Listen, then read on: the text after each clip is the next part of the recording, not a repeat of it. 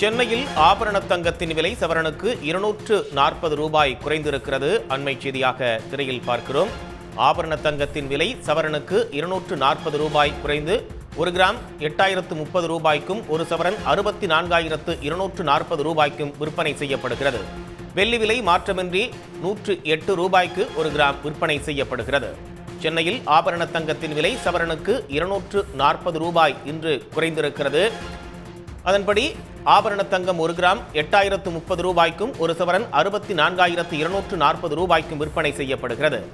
சில்லறை வர்த்தகத்தில் 1 கிராம் வெள்ளியின் விலை மாற்றமின்றி 108 ரூபாய்க்கு விற்பனை செய்யப்படுகிறது.